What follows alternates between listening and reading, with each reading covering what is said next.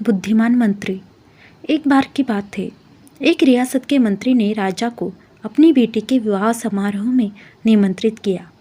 जब राजा अपने परिवार के साथ विवाह समारोह में पहुंचा, तो मंत्री उन्हें सम्मानपूर्वक विशिष्ट आसन पर बैठाने ले गए। तो मंत्री यह देखकर बहुत लज्जित हुआ कि एक सफाईकर्मी वहां बैठा हुआ था। उसने सफाईकर्मी को सभी के सामने वहां से उठा फेंका और उसे बहुत डांटा। सफाईकर्मी ने बहुत अपमानित महसूस किया और बदला लेने की योजना बनाने लगा।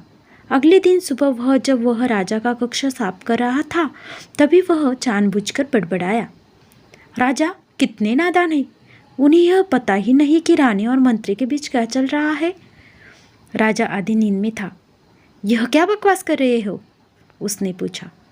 महाराज, मैं पूरी रात सो नहीं पाया, मैं तो नींद में बड़बड़ा रहा था, सफाईकर्मी जवाब में बोला।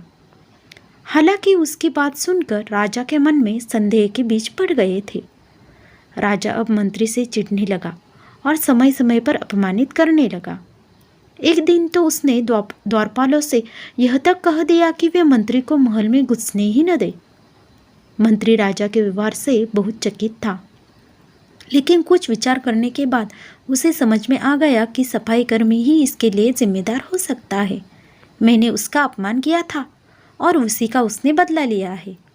अब मुझे उसे दोबारा प्रसन्न करना होगा, तभी वह राजा की निगाह में मेरा सम्मान दोबारा दिला सकता है, मंत्री ने सोचा। एक दिन उसने सफाईकर्मी को अपने घर भोजन पर आने का निमंत्रण दिया और कहा, मेरे दोस्त, मुझे क्षमा कर दो, मैंने तुम्हारा अपमान किया था। मुझे गलती का एहसास हो गया है। इन सुंदर कपड़ों को उपहार के रूप में ग्रहण करो। चलो मेरे साथ भोजन करो। सफाईकर्मी प्रसन्न हो गया।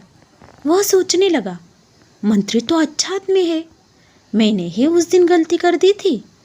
अब सफाईकर्मी प्रसन्न था और प्रयास करने लगा कि मंत्री के बारे में राजा की धारणा बदल जाए। एक बार जब वह राजा के कक्ष में गया तो राजा सो रहा था। वह बड़बड़ाने लगा, अरे राजा का तो दासी के साथ प्रेम संबंध है, बड़ी लज्जा की बात है। राजा ने उसका बड़बड़ाना सुना तो उठकर बैठ गया। राजा ने सफाईकर्मी को बहुत डांटा। सफाईकर्मी बोला, क्षमा कर दे महाराज, मैं पूरी रात सो नहीं पाया, इसलिए दिन में ही नींद में बड़बड़ा रहा था। राजा को अपनी गलती समझ में आ गई। इस तरह की अफवाह में चक्कर में आकर उसने अपने बहुत अच्छे सलाहकार को अनदेखा कर दिया था। राजा ने मंत्री को बुलाया और दोनों फिर से मित्र बन गए।